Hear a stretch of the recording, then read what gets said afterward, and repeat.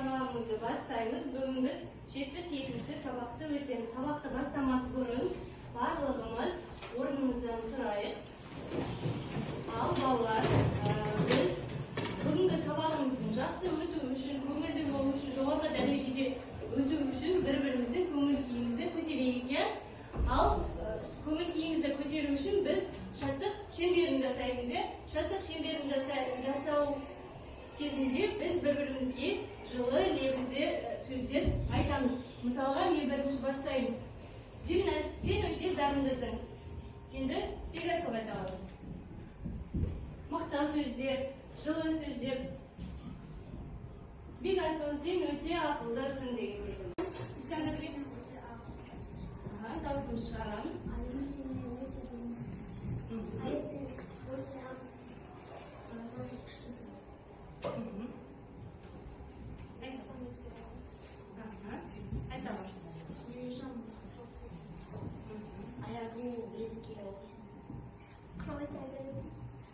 Жақсы сөздер айтамыз. Сен әдемісің, сен мықтысың, сен күштісің деген секілді, иә?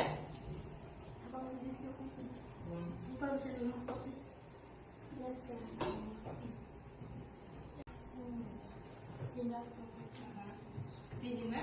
Тоғана айтам.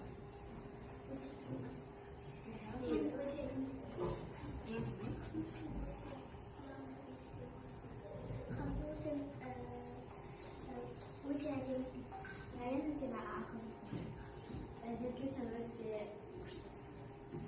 Әзірге сен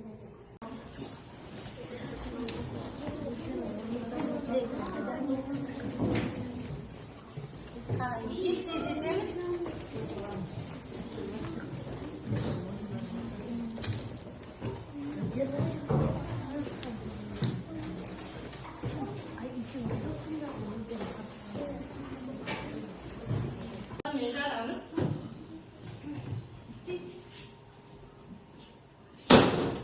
Қандай сұрақ түсті?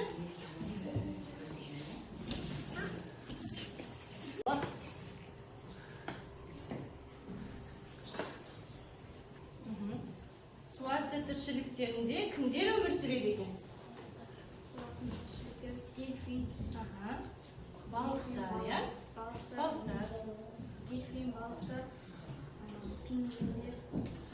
Жарайсың. Молодец.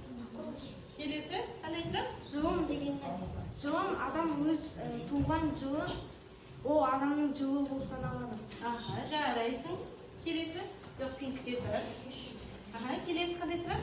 Қандай балықтарды білесің? Қандай балықтарды біледі екенбіз? Мен деген пингвин балығын білемін. Пингвин балыққа жатпайды. Кит жатады, иә? Кит, дельфин, акула. Шортан. Тағы сазан жатады. Бізде аулауға болмайды. Иә? Неліктен? Себебі қыс мезгілінде балықтар өздері қырылып қала жаздайды. Иә, жарайсың. Ал балалар бізде шардың ішінен бір қызықты сұрақ шықты. Оны сұрақ деп айта аламыз ба? Жоқ. Ал ақын оқшы. Бір асық. Яғни бір асық деген сөз түсіпті. Менде балалар мына жерде асықтар бар, иә? Асық дегеніміз не екенін білеміз ғой, иә? Бұл асықпен не істейміз біз? Қазақтың ұлттық ойындарын ойнаймыз, иә? Қандай ойын білесіңдер? Бес асық. Бес асық. Сосын асық ату, иә, жарайсыңдар. Ал біз қазір жасыл, қызғылт және сары топқа бөліндік қой, иә? Сол топтардан ең үздік шыққан, менің сұрақтарыма жауап берген топтарға мен асықтан беріп отырамын. Ал егер сабақтың соңында біз дуадақ туралы кішігірім бейнеролик көріп алайық. Ал қосамыз. Дуадақ қызған тәрізге отрядымызын ұйымдасына жататынды. Дуадақтың қызған топтарын принциптарымызды. Деме тұрды қылысымыз жаз, дуадақтың сөз тәрізі. Шөлік қалымызын еңгілді. Дуадақтың Қазақстанда үш бар. Дуадақтың үстісі. Бұл Қазақстанда барыша. Бұл арасында дуадақтың шөлік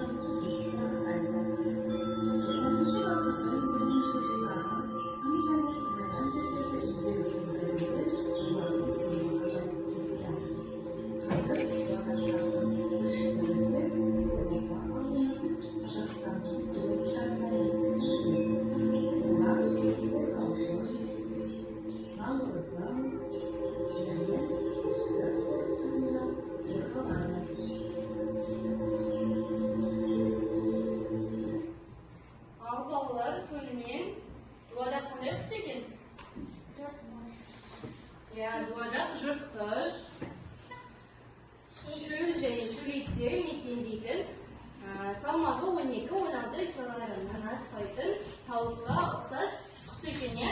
Al балалар бүгінгі sabahımızda kitapta aşağımız оқулықты. Бізде оқулықта дуада қатты мәтіндерінген ya. Al 121 бетте дуада қатты мәтін тұр ya. Сол мәтінді біртіндеп оқимыз. Бізде бастайды Кәусар. Duada, шілде айының басталған кезі. Аспан айналып жерге түскенде жеңіл мәселеміз. Даңғыл дала жолының екі жағы қаптаған шөпшілер. Біз есіз қырға шықтық. Қараңдар. Балалар енді қараңдар. Бұл жерде бізде даңғыл жол деген сөз тұр ya. Бұл сөзді бізге қандай сөзді белгілеп тұр? Бөгетсіз, кедергісіз жол деген сөз ya. Ал ары қарай бізде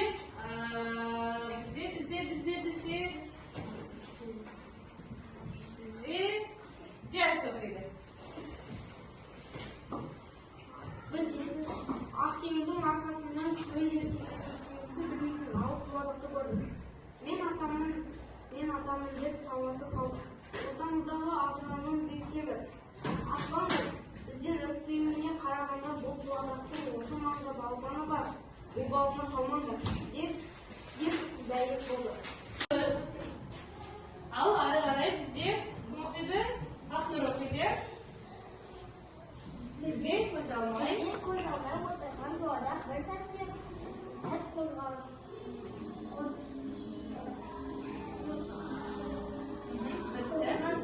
Дуада бір сәт қана қолдап Ызбарлы мен ысылдап.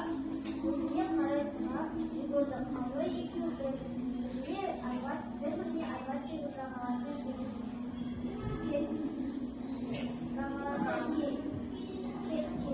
тұрған жетектей ажыраса қалды. Мен қараңдар. Мен қалбайдың қасына келсем, аяғының астынан 2 метрдей жерде шөптің арасынан үлпілдеген сары көзеге ұқсаған балапан жатыр екен. Қыбыр етер емес. Дуадақ маған айбат шеге бастағанда, қалбай балапанды жерден көтеріп алып, қос уысында ұстап, ана дуадаққа қарады. Қос қас қаққандай болған жоқ.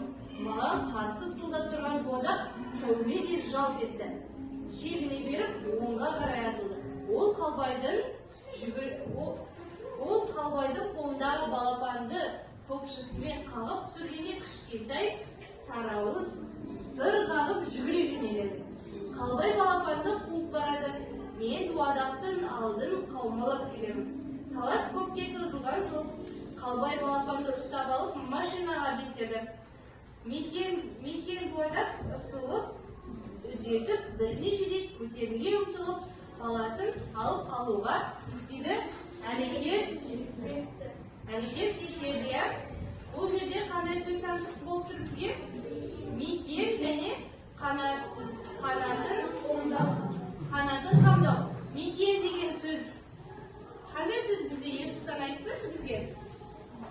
Мекен деген сөзіміз.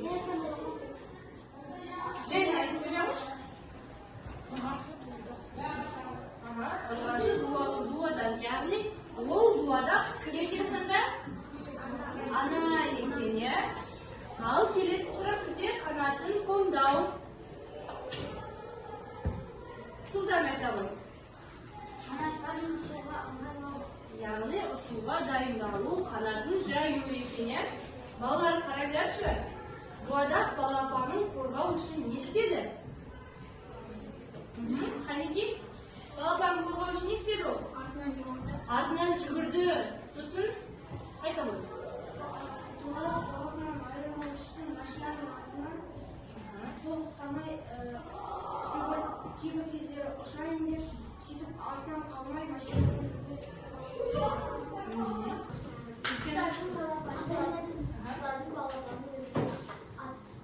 Атпау керек, я? Тағы?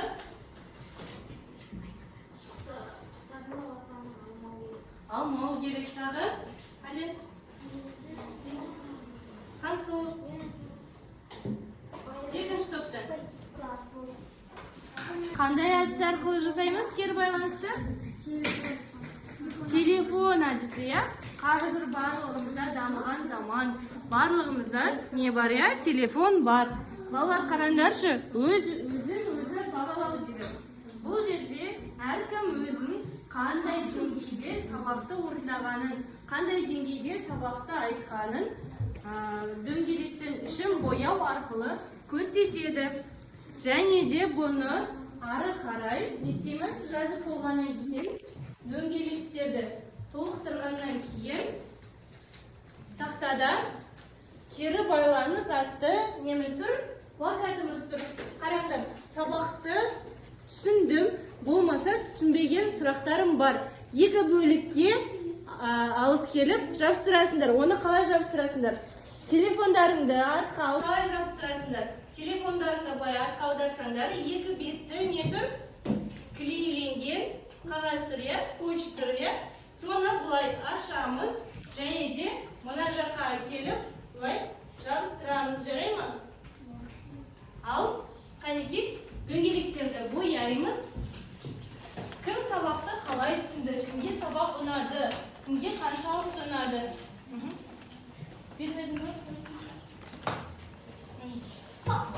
Көп кетпес үшін бір-бірден бояйсың. Саған көмек керек пе? Карандаш бар ма? Карандаш болады. Оны қаламен боясаң да болады. Мынандай? Қаламен бояй береміз бе? Окей. Келесің. Капай. Мына жерге мынаны бояймыз, мына жаққа мынаны бояймыз. Мына жаққа тағы 3-ші тапсырмаға нені бояймыз? 5-шісін бояймыз. 4-ші тапсырмаға 4-шісін бояймыз. 5-ші тапсырмаға қайшаны бояймыз?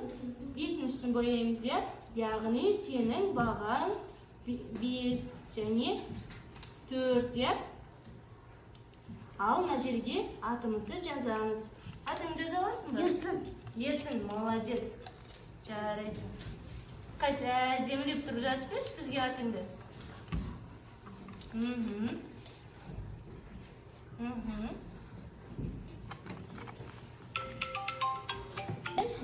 Жүр енді ана жаққа барып жабыстырамыз, Кел тұра ғой. Жарайды. Жүр мен артына, мен саған көрсетсем қай жаққа жабыстыру керек екеніне. Саған бүгінгі сабағымыз ұнады ма? Ұнаса, мына жаққа жабыстыра ғой. Ал егер сенің сұрақтарың болса, мына жаққа жабыстыра ғой, Жарайсың, ерсін. Отыра ғой, Жоғарыда сабақтың басында сендерге атап өттім, Бүгін сабаққа белсене қатысқан топқа немесе белсене қатысқан оқушыға менің сыйлығым бар, Бізге сабаққа көбіне не керек? Қалам керек, Мен сол себепті ең керекті деген затты сендерге алдым. Бүгін бізде жасыл шаңырақта Диас, Жайна, қызғылт шаңырақта Ақнұр мен Кәусәр, бізде сары шаңырақта Айдын мен Сұлтан, және де бізде бүгін жақсы жауап берген Ерсінмен, тағы кім қалды? Айару, Ал балалар, бүгінгі сабақ сендерге ұнады ма? Ал барлығымыз орнымыздан тұрамыз. Бір-бірімізге ізгі ниет арқылы, бір-бірімізге қол шапалақтап, бір-бірімізге